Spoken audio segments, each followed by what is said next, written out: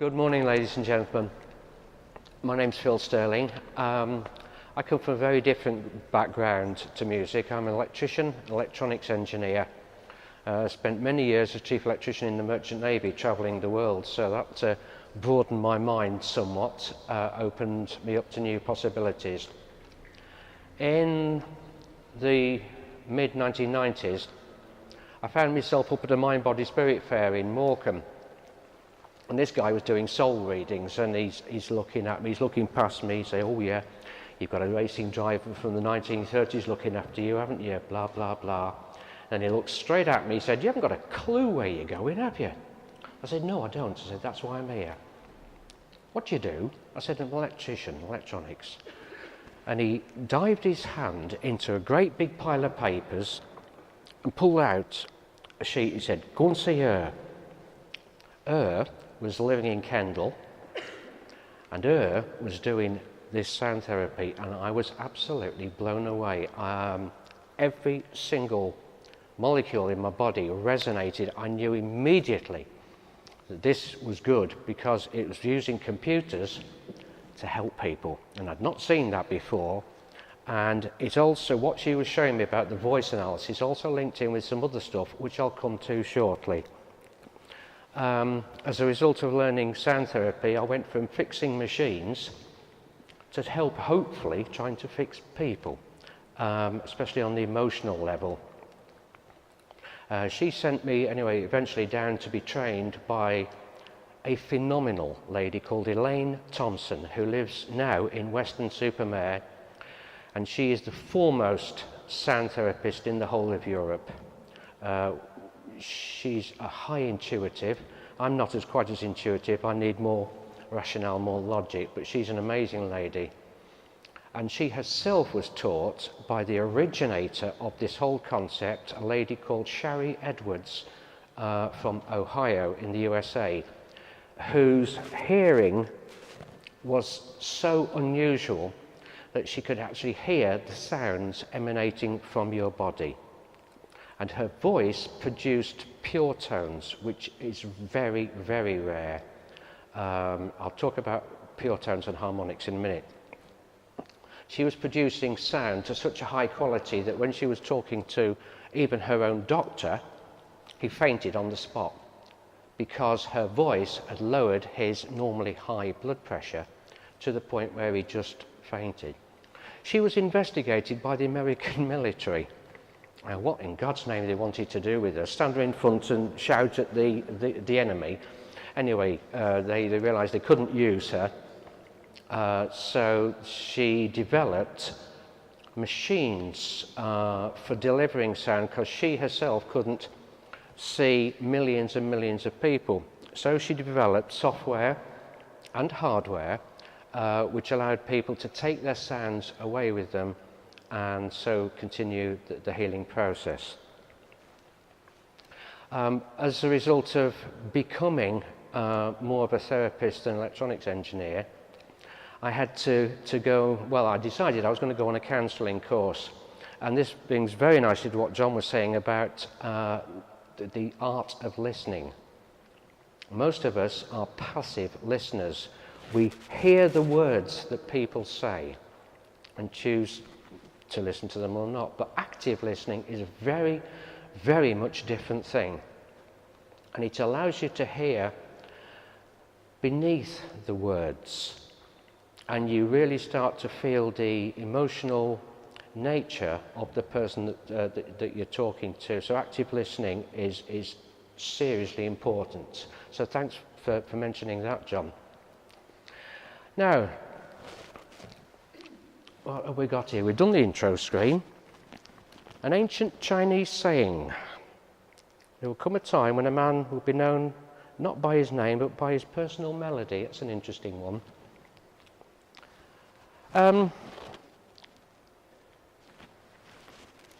You've got an orchestra, okay, on stage, and you ask them all to play one note. Let's say it's middle C. So everybody in the orchestra all plays middle C, but your ear can hear the different instruments individually. And that is because each instrument has its own unique set of harmonics. And that's what gives it its quality of that sound. Now, as you can see, this is a graph of a trumpet. It's not very clear on there, but the fundamental note, if you like, the middle C, is over to the left. But the trumpet produces a mass of harmonics, which gives it its slightly harsher, well, I don't know how else to describe it. To me, it's quite a harsh sound. The flute, on the other hand, doesn't produce as many harmonics, and is a much gentler sound, and it's very close to the human voice in quality. A good flautist, it can sound like somebody's actually singing to you. The instrument itself it has similar qualities to the human voice. We, as individual human beings, also produce harmonics. Now, this is something I knew instinctively, and found something that confirmed it. What we hear as speech is not the fundamental sound, but it's the harmonics of that fundamental sound. Our hearing doesn't normally hear or tune into the very, very low frequencies. Round about 1 kilohertz, 1,000 cycles per second, is about the middle of the human voice. I was working with a good friend on the south coast, and he took me to Southampton University, and they were doing work with the Ministry of Defence on analysing black box flight recorders from aircraft that had crashed or been blown up. And by analysing the pilot's voice, as well as the other sounds that had been recorded, they were able often to determine the cause of the crash before the investigators had really started to rummage amongst the bits. And this, the Ministry of Defence put out this document, and I have got permission to have this, by the way. It's not official secret or anything like that. But it was so interesting because they'd really studied the human voice and found out what was going on. And I've nicked one picture out of there, and that's it. So that's the whole audible field, but can you see on the left it says fundamental frequency, and that goes from just under 100 cycles per second to about 200 cycles per second. And then after that we've got the vowels and the consonants that constitute speech, that which we actually understand, that's which we consciously hear. But preceding speech are fundamental frequencies. And that is actually where the energy of the voice is.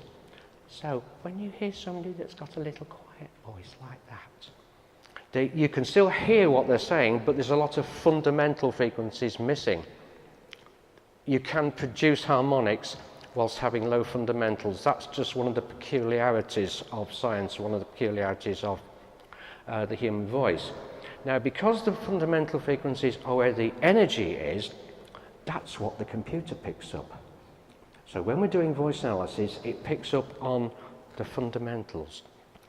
And if the fundamentals are that which precedes intelligible speech, then it must represent the emotion of the person prior to actually producing the words. And my opinion is that the thought is first, the feeling is second, and the action is last. So a thought forms, we have a feeling about that thought, and then it comes out as a word. And that's the order of it.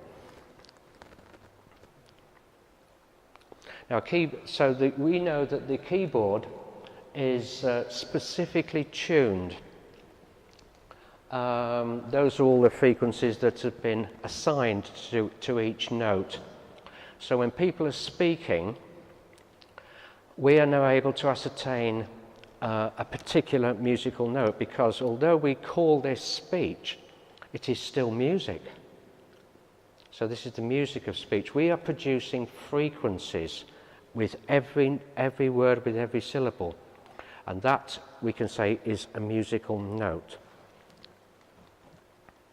Now, just a quick word here, because the tuning of the piano is what's called international concert pitch, and that was set in 1939 as being A equals 440. Now, as far as human speech goes, that's actually, well, in music goes in general, a lot of people consider that to be too high. And when you hear Baroque pieces of music being played on Classic FM, it feels much nicer. And a lot of that is because the tuning is A is 432 or thereabouts. It's slightly down-tuned.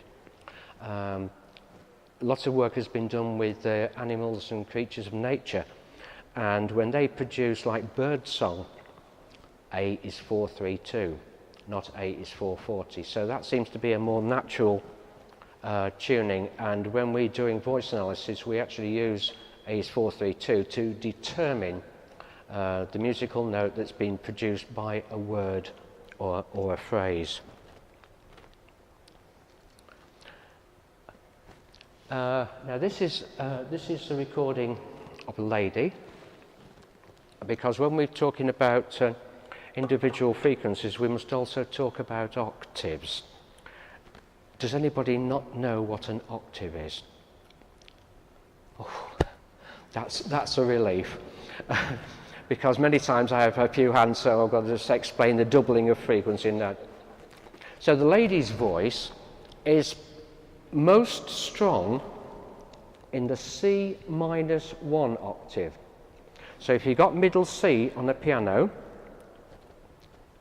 then from middle C down to the next C below it is the female voice, by and large. From C-1 down to C-2 is the male voice, by and large. And some people are really down in the C2. I tend to overlap a bit and go into the C-1. And the middle C is the child. So there are distinct octaves of expression. And what we're looking for is to see how strong a voice is in a particular octave. This lady is quite high in the middle in F sharp, and that seems to be her lowest note, and a little bit low in the note of C and C sharp in her own voice. Now, C and C sharp for a lady is I stand in my own power. Also, it's to do with female sexuality. How good do you feel as a woman? So the C and C sharp is very important. The sexuality part for the man is more in the note of F and F sharp. So we know what we're looking for, but there's a lot more than that. We've got the psychological nature of octaves. I'll just leave that there for a moment and just let you have a little browse. This is not set in stone, but it's a little bit of a guideline. There seems to be a consensus of opinion that this is quite close. So you'll see that the C-2 to C-1, the male voice, is very much to do with consciousness, the five senses, perhaps more than the inner feeling. It's the link with the outside world, the sensation, well-being. And then the female voice is noted to be more sensitive, feeling for others, emotions, interactions, okay? And the child, C0 to C+1, the instinctive nature, being natural, spontaneity, pleasure. So these are interesting guidelines as to the psychology of the octave. The bottom one is particularly interesting because that is an octave if the voice is starting to produce a lot of notes in that C-3 to C-2, then we might possibly think that there's something going slightly out of balance with the body chemistry in some way, and toxicity. And occasionally I find somebody who produces quite high notes and occasionally, do you feel you've got a guardian angel with you? Oh God, yes, all the time. So there seems to be a link with that as well. Now, when we're talking about body chemistry, then we have found, and this, if I go back to Sherry Edwards, she has done thousands and thousands of voice prints, as has Elaine Thompson.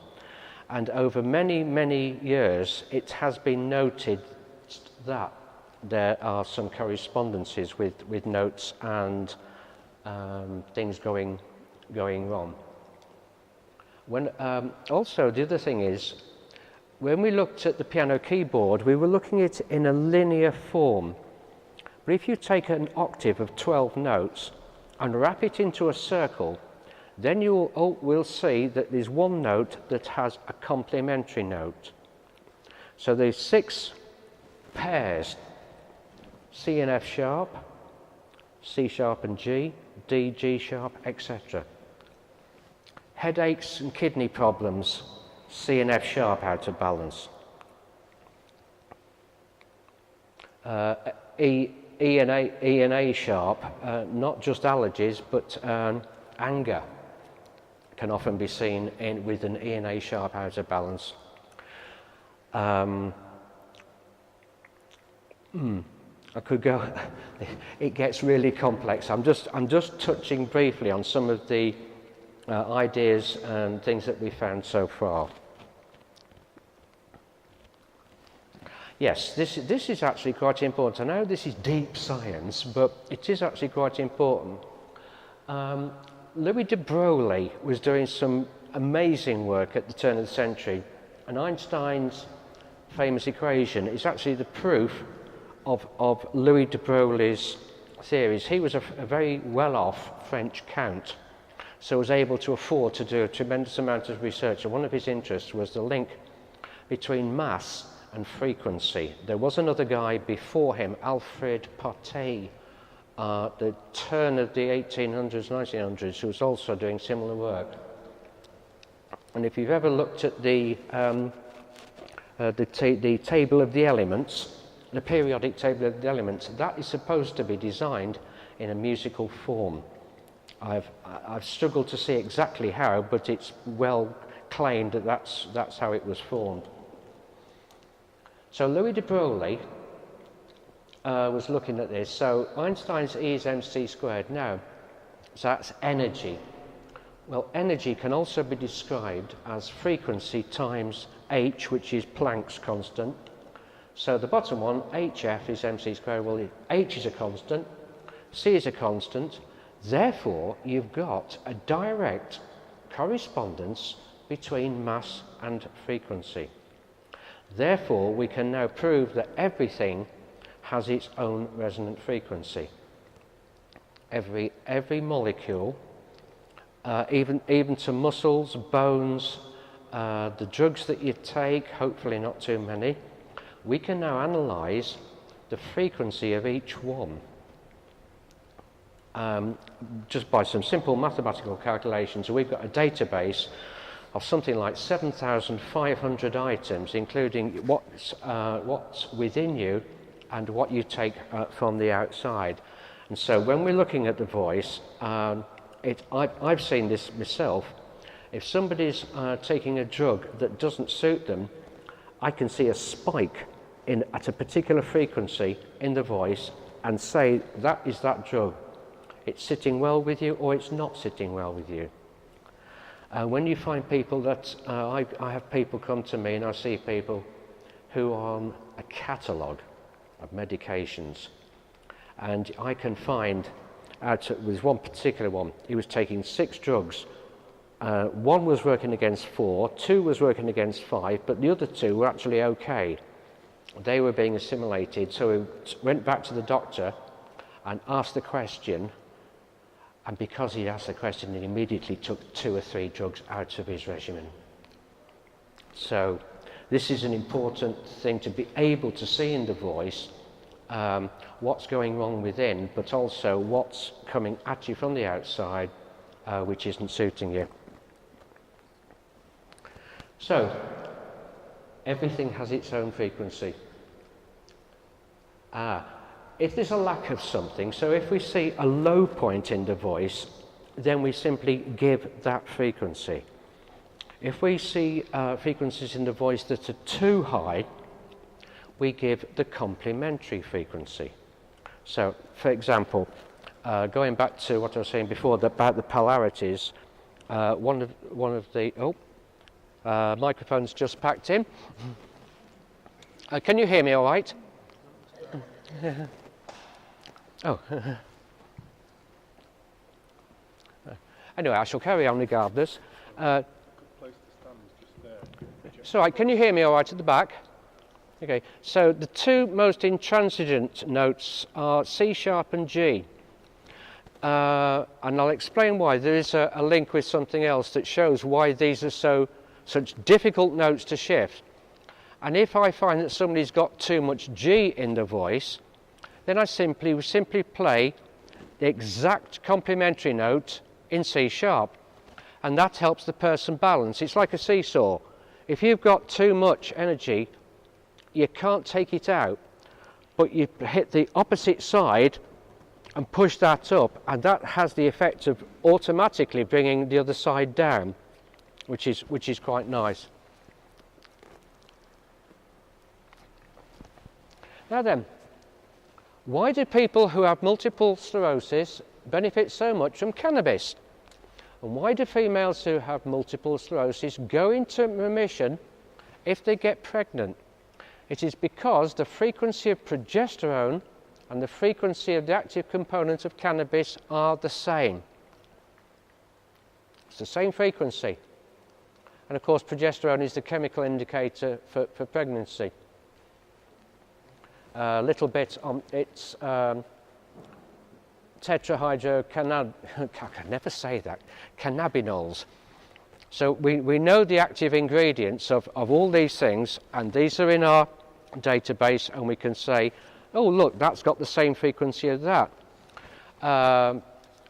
Mercury toxicity can be helped by selenium, which has exactly the opposite frequency. So knowing the frequencies helps us quite a lot.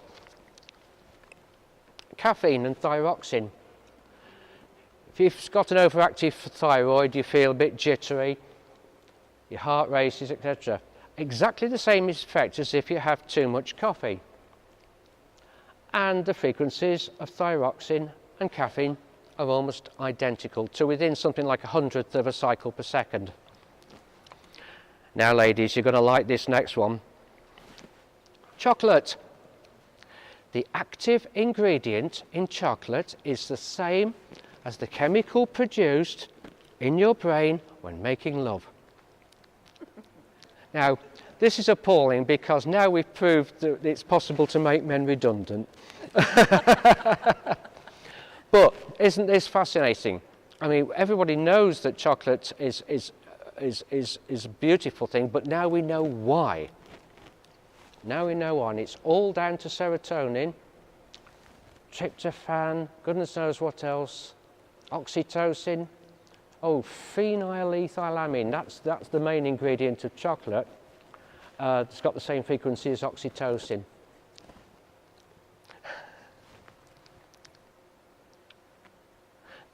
Toxicity in a human voice. What we saw before, there was just notes on a grid, and that is a general analysis of the voice.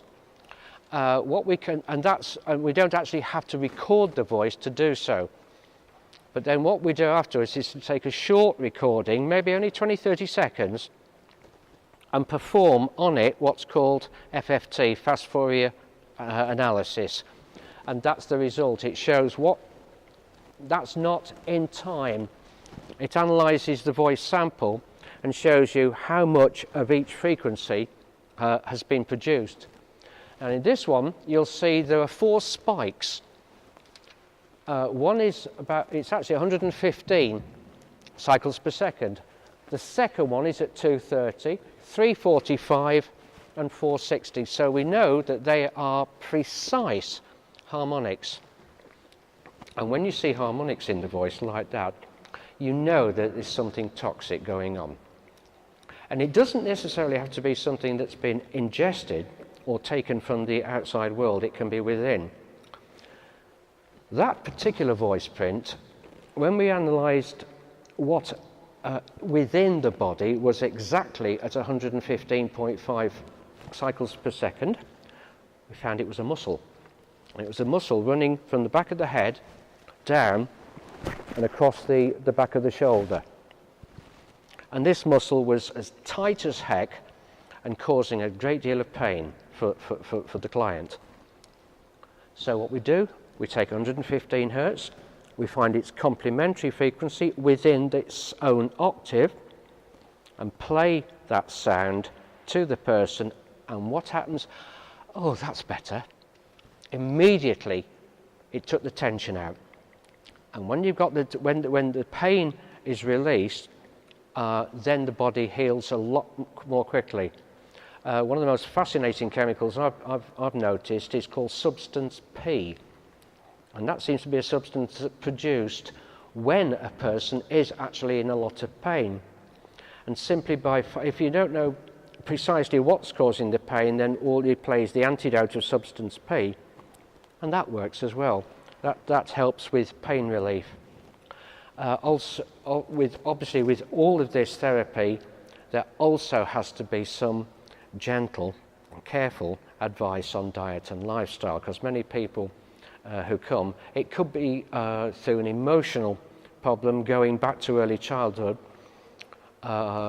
or more recently, I find a lot of people, we have to go back anywhere between the age of about 7 and 13 to find the cause of the original problem. And it might be something one of the parents said that set up a thought pattern that sent this child into negative an emotional pattern. And very often this will actually come out, not always at the time, but in later life. So to be able to see toxicity like that is also quite useful. If there had been just one peak on its own without any harmonics, it is normally something which is just the emotion in the moment, and then it can be gone. And if you do another voice print, it's okay, because the person, by speaking, has allowed it to release. So it's a case of don't bottle stuff up. Every one of us has stuff going on.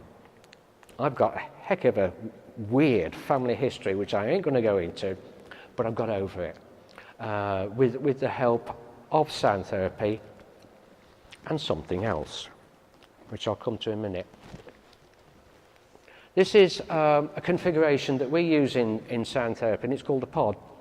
When we find out a person's fundamental frequency, which depends on the time of year you're born, actually, in this case F sharp, we find the complementary note of C and some other important notes that, and these are all related musically. The third, fourth, fifth and sixth, and the harmonic tritone.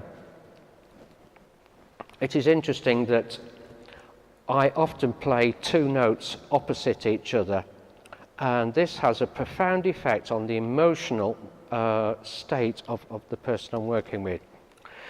Now, in the Middle Ages, one note opposite another, which is the harmonic tritone, was also called the devil's interval. And the Catholic Church, in its infinite wisdom, prevented musicians from playing it. They didn't. Up to the 9th century, also, Catholic priests were also healers, and then it all stopped. So they didn't want people to become self-aware. That's my opinion. But this is an important configuration that we use. The converged notes are twofold. One is challenges that you set up for yourself. In other words, I've got a thought, I think I'll have a go at that. And you rise to the challenge. And the other converged note are challenges that come at you from the outer world.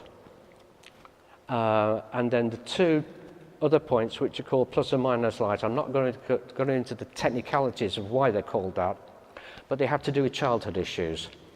F sharp and B, if B is low, it suggests childhood, problems stemming from childhood. And if the C sharp is lower than the F sharp, it suggests that you actually don't have any childhood issues, you just don't want to grow up. You were happy as a child and wanted to stay there. So looking at the relationship between different notes is also very, very useful. Now we're going to come on to another little part of this, which is astrology. Now, I've said that I'm an electrician, electronics engineer, and I work with what works. And I had my own stuff going on when I was about 24, and astrology books just started jumping off shelves, and I'm looking at him, and I actually found my answers through astrology. It's not for everybody.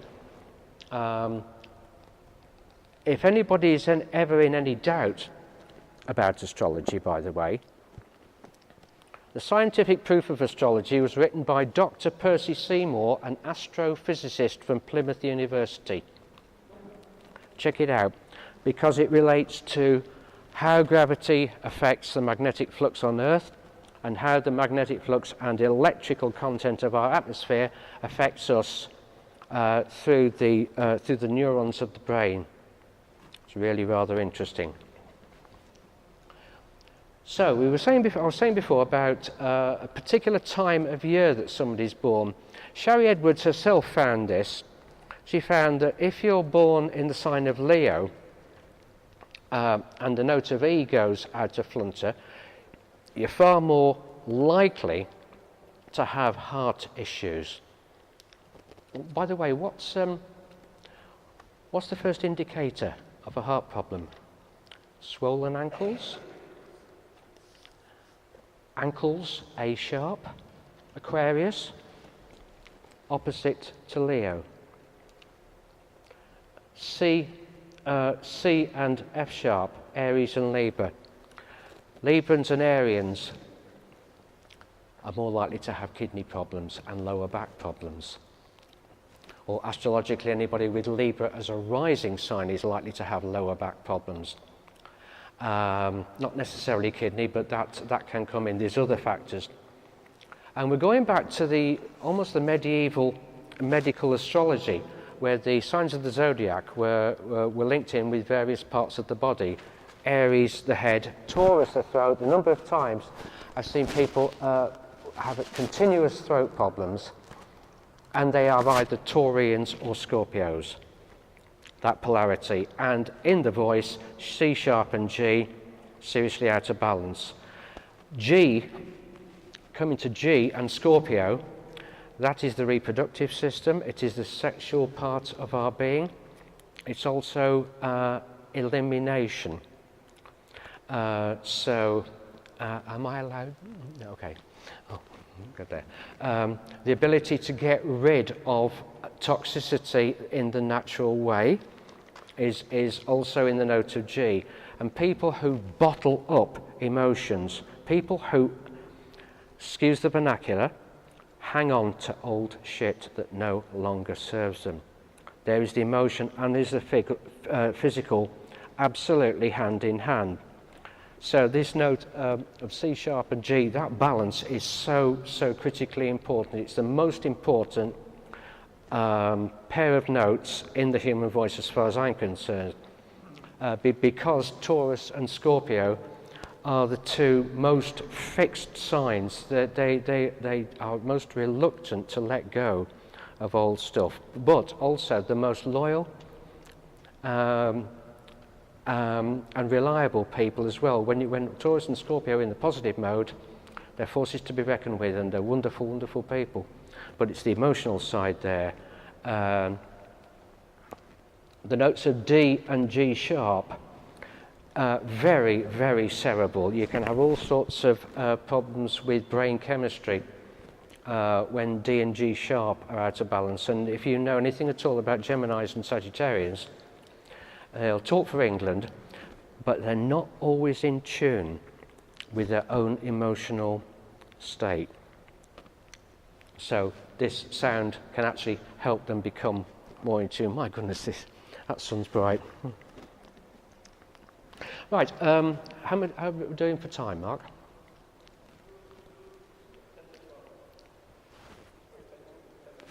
Okay. I don't know how clearly you can see that.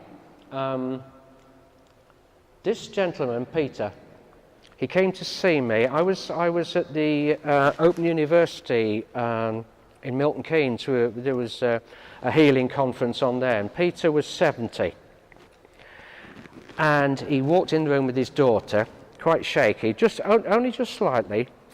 And he looked at me, he said, I've got Parkinson's, can you cure me? I went, oh my God, I hadn't been doing this very long, that was quite scary. I said, well, Peter, let's look at it. Let's look at it. And the first thing I did, because this is the way I work, I wanted to look at his chart. What psychologically are you bringing into this room? And being 70, he'd lived through the war and survived. I noticed the moon in the 12th house. For anybody who's interested in astrology, moon in the 12th, in harmony with Saturn in the 4th, was what jumped out at me. And I saw issues with his mother and some early restrictions in early home life. Found out that Dad had not been there when he should have been, and was not an emotional person, Saturn in the 4th. Moon in Libra, F sharp. There was no F sharp in his voice whatsoever, no matter what we talked about. And we covered a range of subjects. And because that ties in with sound, I can say that Moon in Libra and Jupiter in Libra are both an F sharp, but each will have a slightly different tuning. We've got it to a point now where when I print a chart out, I can print out a frequency map based on A432. If anybody wants me to go into more detail of later today, perhaps this afternoon, of how we do that, I will do. But suffice it to say that Moon was F sharp, so that was about 22 cycles per second, because when we give sound, we don't give it in the range of human speech. We give it at much lower frequencies, which is in the range of the brain waves. Now, so us here, sitting here in the conscious waking state, our brain waves are between about 10 and about 40 cycles per second. And a particularly useful octave I found is between 16 and 32. Which is a couple of octaves below the lowest note on the piano. So this sound is not music per se. It's like, you know, when the wagon passes your house and the walls vibrate and you think, oh God, not very pleasant. But that range of frequencies is very, very important. And if you can tune it to what that individual needs, it becomes very powerful. And it seems to help the brain recreate those sounds within within the brain waves, and it sends those signals to the rest of the body, and the body seems to help to repair itself. Because it's a feeling thing, we heal on an emotional level first and a physical level afterwards. The doctor says, take this tablet, you'll feel better. I say, no, the tablet won't help you feel better. Feeling better is a different thing altogether. Once you feel better, the body will repair itself with, obviously, a little assistance from medications where necessary. So I didn't have this chair at the time.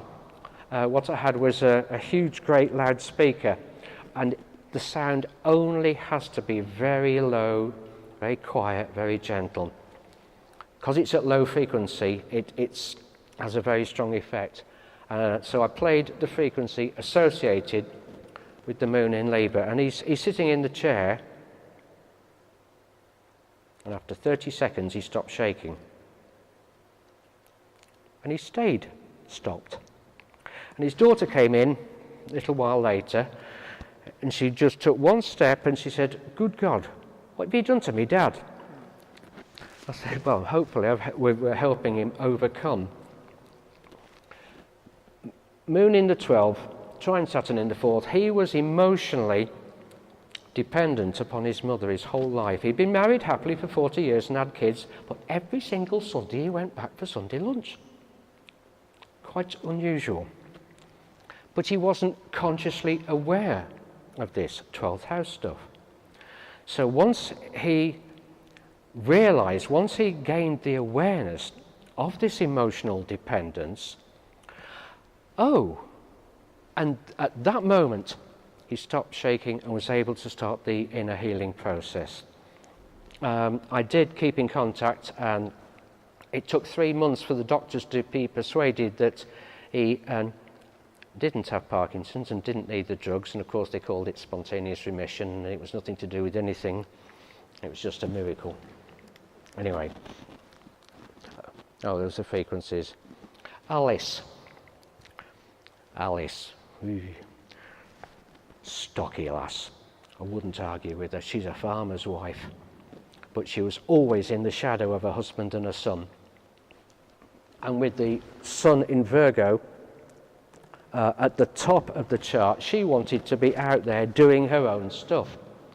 Now, when I met her, she was actually just having a Pluto transit. Now, please do not be fooled when they say Pluto is not a planet. If it affects the orbit of Neptune, it most certainly is, and its movement in the heavens does seem to have an effect on generational psychology. It's a very impersonal thing. You don't always feel it directly, but in her case, Pluto is just crossing her ascendant, and the ascendant is our personality. Personality comes from the word persona, which is Greek for mask. We wear a mask. Our personality is what we want the world to see, and it's how the world sees us. The sun sign is what you are inside, and I believe our whole lives we strive to find ourselves. But what we do in the meantime is to show the world our persona and to act instinctively. How many of us are truly self-aware and 100% self-conscious? We're working towards it. Let's be honest with ourselves. We are little instinctual bundles that react to all of the stimuli around us. We are lunar. We are more lunar beings than we are solar. Anyway, so she's having this Pluto transit, and she's going into the depths of despair, and she's in hospital, and she says, I don't know what they're going to do. I said, don't let them give you anything until they can tell you categorically what's wrong with you, which they couldn't. They couldn't find a darn thing wrong with her. She was experiencing a death and rebirth. That's what Pluto does. She was reborn. She came out of the hospital. We gave her some sounds to assist her, and she then took over the farm. Husband and son didn't have a lot to say after that, because she turned it into an organic farm, grew everything wonderfully, has yurts all over the land, gets people in to have conferences there. She came into her own power. Part of it had to happen. There was a destiny part of this because of the Pluto transit. Often, I've seen quite a few times, people are reborn in some way, and they come to find a new part of themselves. She became... the sound helped, but she became into her own power and took over. Force to be reckoned with. That was Alice's voice print. Right, it's pretty poor is that. Not a lot of hits. Quite strong in her own note of F, which was the Virgo sun. So if something does go wrong, she's more likely to recover quite quickly. And I've seen that a lot. If you're an Aries person and you're strong in the note of C, if something goes wrong, you'll recover. But if you haven't got your own note, it'll take a lot longer. This, I'll wind up now. This lad I saw in Scotland. And I just looked at his chart and I thought, my God, you feel boxed in. And this is the guy who was on 6 different pretty awful drugs. Tramadol was one of them, that caused diarrhea, vomiting, God knows what else. You know what drugs can do to you. We got him off 4 of the drugs, and the remaining 2, the frequencies of those drugs were relating to his voice, where his voice was low. So this energy isn't going to cause too much problem, and hopefully it'll help. If you take a drug and its frequency is where you already have a lot, then you're going to get overload, and it's going to cause a heck of a lot of side effects. So he's all twisted and screwed up, and he's a boxer. So his way out, feeling very isolated, was through boxing. Sun, Mars in Taurus, not surprising. He totally ignored his Venus-Neptune opposition, which was a highly artistic and highly sensitive soul.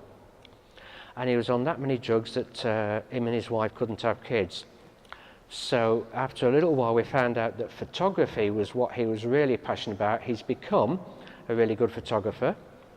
We got him off the drugs. A year later, his wife gives birth. A very happy family up in Scotland, I can tell you. And that was all by giving him sounds. In this case, I gave him the Venus in Cancer, relates to D sharp. I gave him a D sharp and a G note played together. And when you play it together, you get a difference sound. And that difference sound can be so low frequency that it really hits every fibre of your being. It's a very powerful technique. Ladies and gentlemen, thank you so much for listening.